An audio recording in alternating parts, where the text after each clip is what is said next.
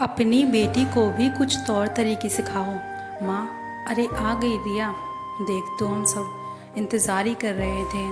माँ, वो आज मायके आने की खुशी में सुबह जल्दी उठ गई थी, सो जल्दी आ गई। बस माँ, अब जल्दी से अदरक वाली मीठी सी चाय आपके हाथ की मिल जाए तो थकान दूर हो जाए। बस बेटा झट से लाती हूँ।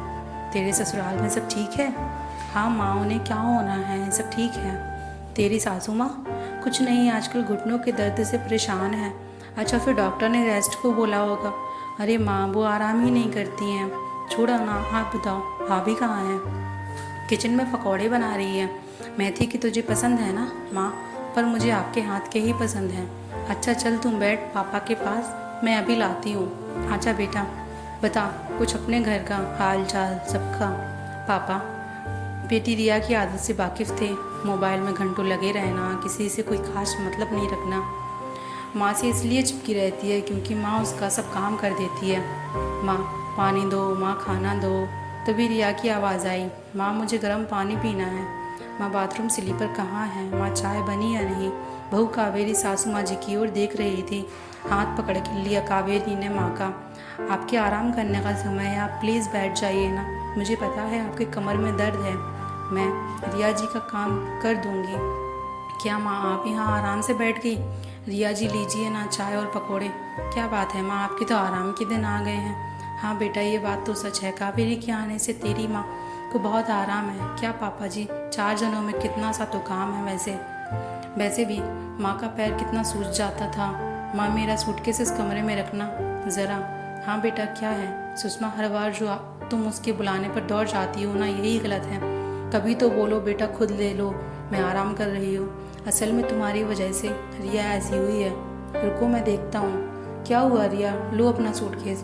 पापा, आप? हाँ बेटा, खाना खाकर तुम्हारी माँ 1 घंटे का रेस्ट का कर रही है। मुझे तो आना ही नहीं चाहिए था, आप लोगों के आराम में खलल कर दी। ऐसी बात नहीं है रिया, उम्र हो चली है माँ की, कितना भागती दौड़ती रहेंगी। आप मुझे लेक्चर मत दो, अच्छी बहू बनना क्या है ये अच्छी बहू?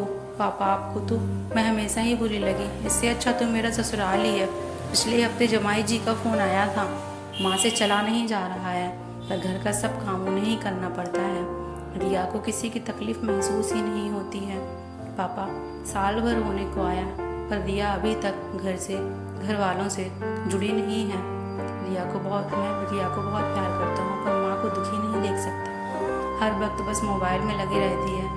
कुछ कीजिए ना पापा जी। पापा, मुझे माफ़ कर दीजिए, मैं माँ का दुख समझ ही नहीं पाई। कई बार केशव ने कहा, रिया किचन में जाओ। मैं जाती थी तो मम्मी जी कहती थी, जाओ बैठो, मैं लाती हूँ। मुझे लगा ठीक है, यहाँ भी माँ करती थी। कुछ पूछती तो कहती थी कि मुझे अच्छा लगता है सबका काम करना। मुझे लगा शायद मम्मी जी को भी अच्छा लगता हो।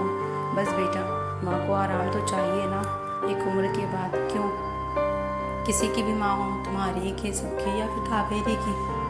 जी पापा, माँ से रिया बोली। इधर आओ बेटा। रिया, तुम ही मेरे कमरे में आओ। ठीक है माँ। सॉरी माँ। धत पागल, माँ से कोई सॉरी बोलता है? बस थोड़ा सा तुझे सिखा नहीं पाई। शादी से पहले शायद कावेरी के आने से सुख महसूस हुआ तो लगा मेरी परवरिश में कुछ कमी तो रह गई है। नहीं माँ, नहीं। रोती हुई रिया माँ के गले लग गई। आप दुनिया की बेस्ट माँ हो, मुझे एक मौका दो ना। बस कितना रुलाएगी पगली। कावेरी बेटा, चाय तो ले आओ। जी माँ। चाय रखकर कावेरी जाने लगी। रिया ने हाथ पकड़ लिया। क्या हुआ रिया जी? भाभी सुनो ना। क्या? मुझे माफ़ कर दो ना। अरे, ऐसा क्यों बोल रही हैं? आप बहुत अच्छी हैं, बस एक बार प्यार और भावनाओं को समझ लीजिए। एक उम्र के साथ थोड़ा आराम भी ज़रूरी है ना, और आराम अपनी माँओं को हम और आप ही तो दे सकते हैं। क्यों? सही कहा आपने, अब से शिकायत का मौका ना मिलेगा माँ पापा आपको। अब मेरी माँ को भी आराम मिलेगा, मुझे तो मिल ही रहा है। अच्छा जी, केशव की माँ को? हाँ माँ, बस आशीर्वाद आपका रहा तो बस आशीर्वाद। बस बेटा, वो तो है ही, जैसे केशव तेरा है, ससुराल तेरा है, तो सास कैसे पराई हुई? मतलब वो सिर्फ केशव की माँ नहीं है, तेरी भी माँ है। उस घर के सभी लोग तेरे अपने हैं, उन्हें दिल से अपना ले, फिर उनका प्यार और सुकून सब समझ में आएगा। चल अब चाय पी ले।